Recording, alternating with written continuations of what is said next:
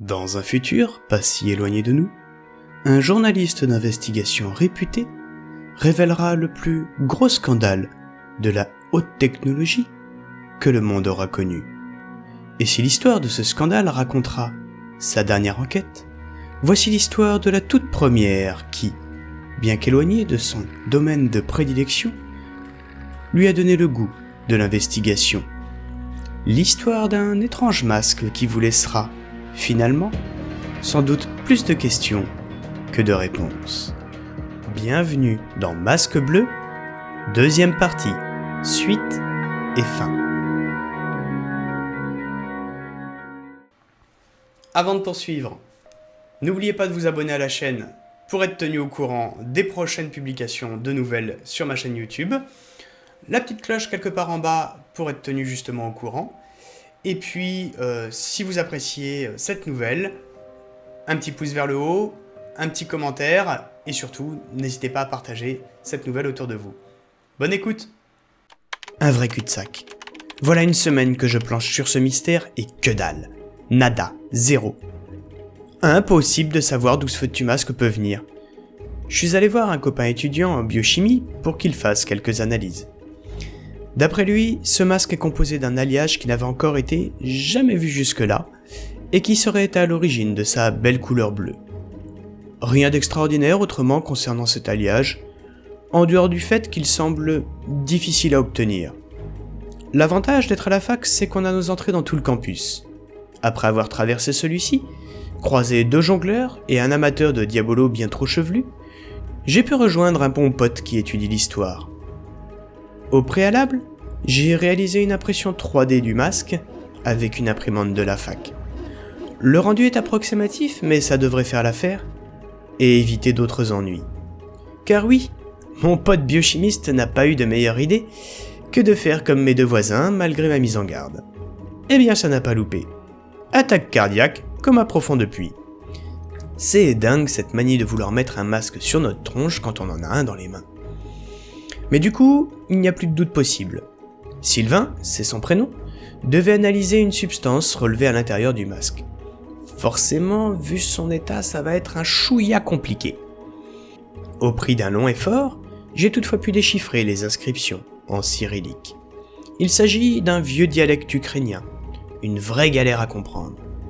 En gros, ça dit que le porteur du masque sera maudit sur plusieurs générations. Le truc classique, quoi. J'en viens à me demander si ce n'est pas une caméra cachée. Mais l'état de santé de mes 2 voisins et de Sylvain est là pour me rappeler que ce n'est pas le cas. Il faudra que j'aille voir s'il se porte mieux. Ah, voilà Albert. Peut-être qu'il saura où chercher pour en savoir plus au sujet du masque. Il est sympa Albert, mais pas de bol pour lui. À chaque fois que je le vois, à cause de son prénom et de ses boucles blondes, j'ai la musique d'Albert le 5e mousquetaire dans la tête. On cause 5 minutes, les formules de politesse habituelles, puis je rentre dans le vif du sujet. Comme je m'en doutais, il accroche direct. Pas de problème, je m'occupe de ça, mec. Ça va me donner l'occasion de mettre à profit les nouvelles méthodes de recherche que j'ai apprises cette année. Albert repart donc avec l'impression 3D du masque sous le bras et quelques photos de l'original. Il est tellement excité qu'on dirait un joueur de Fort Boyard devant une énigme du père Fouras. Me voilà dans le bus pour l'hôpital. Un mois que le sujet me prend la tête, comme la guillotine l'a prise à Robespierre. À part des bribes d'infos, ici et là, pas grand-chose. La seule certitude que j'ai, c'est que ce masque n'a rien d'ukrainien. C'était uniquement pour le folklore. Mon mousquetaire semble toutefois patiner un peu moins que moi. Aux dernières nouvelles, il était en train de remonter une piste. En attendant, je me décide enfin à prendre le temps d'aller rendre visite aux 3 comateux. Une fois sur place, les médecins refusent de me dire quoi que ce soit. Je ne suis pas de la famille. Je finis par croiser les parents de Sylvain, qui acceptent de m'en dire plus. D'après les toubibs, aucun signe d'amélioration. Ça ressemble aux effets de certaines neurotoxines, mais ils ne parviennent pas à détecter celles-ci.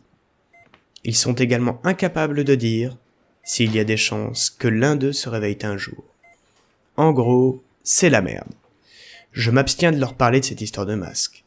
Non par lâcheté, mais parce qu'à ce jour, je n'ai aucun élément pour leur expliquer d'où vient réellement le problème. Je sors du CHU et mon portable sonne. Ma sonnerie me dit qu'il s'agit d'Albert. Oui, j'ai osé mettre ça comme sonnerie pour lui. Ouais Albert, Il faut qu'on se voit. J'ai enfin les réponses que tu cherchais. me répond-il. Génial, place Sainte-Anne, d'ici une petite heure. C'est bon pour toi? Évidemment, c'est ma tournée. Ça marche, à tout à l'heure. Nous y voilà. Une bière en terrasse d'un troquet. Il fait beau et je suis sur le point d'avoir la conclusion à une histoire qui va enfin cesser de m'obséder. C'est plus fort que moi. Face à un mystère, il faut que je comprenne. Ça m'a d'ailleurs valu quelques problèmes dans le passé. Je laisse donc Albert m'expliquer le fruit de son travail. Ce sujet l'a autant pris de passion que moi. De fil en aiguille, il a fini par trouver un spécialiste. Un enseignant-chercheur en histoire d'une autre université de France qui a accepté de l'éclairer sur le sujet. Alors tu as tout le détail sur cette clé USB, mais je vais te résumer les grandes lignes. Me dit-il. En premier lieu, sache que ce masque ne vient pas d'Ukraine, mais d'Autriche. Il date du XVe siècle. Ce masque a été conçu pour tuer sans laisser de traces et était l'arme de prédilection d'un couturier de bal costumé. Bien que disposant d'une petite fortune personnelle, les affaires de ce Sweeney Todd de Bohême n'étaient pourtant pas au beau fixe. En apparence, puisque son vrai travail lui venait de personnes aux intentions douteuses, le procédé était simple. Une personnalité importante organisait un bal auquel elle invitait aussi la personne à éliminer, et notre gaillard opérait alors de la façon suivante.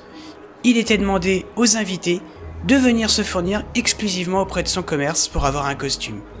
Et évidemment, c'est à la victime qu'on proposait le costume auquel était assorti le masque.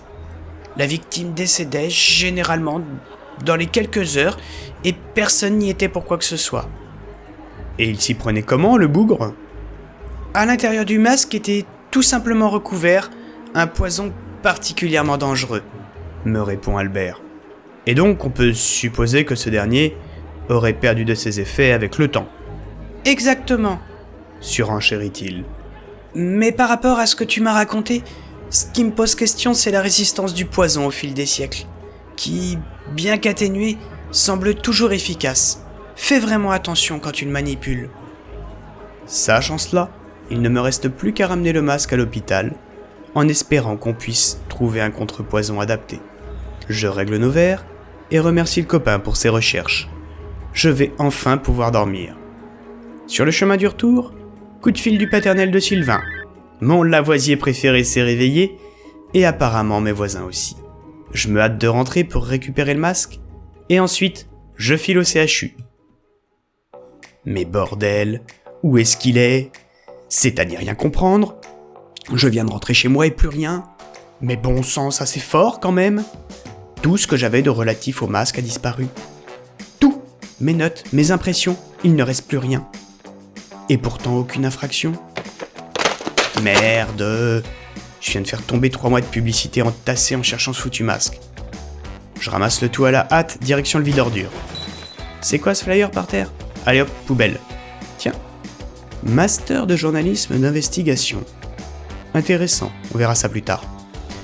Bon, voyons quand même ce que j'ai dans l'ordi et sur la clé USB d'Albert. Mais nom d'un chien, tous les fichiers ont également disparu. Coup de fil d'Albert. Hé mec, tu ne vas jamais le croire. Toutes mes recherches se sont volatilisées. S'exclame Albert. Quoi? Toi aussi? Toutes les recherches qu'il avait collectées. Hop, envolées comme l'aurait fait une mouche depuis le cul d'une vache. Plus aucune trace. Même l'impression 3D du masque a foutu le camp. On n'est pas dans la malédiction là, c'est du pur délire. Cette histoire n'a pas fini de m'obséder. Je m'occuperai de ça plus tard, car je vais quand même filer à l'hosto pour retrouver Sylvain. En descendant, je croise un livreur dans le hall de l'entrée. Celui-ci tient dans ses mains un étrange colis. D'ailleurs, le livreur aussi me paraît étrange. Bonjour, j'ai un paquet à déposer à cet immeuble, mais j'ignore à qui il est adressé. Vous pourriez m'aider ?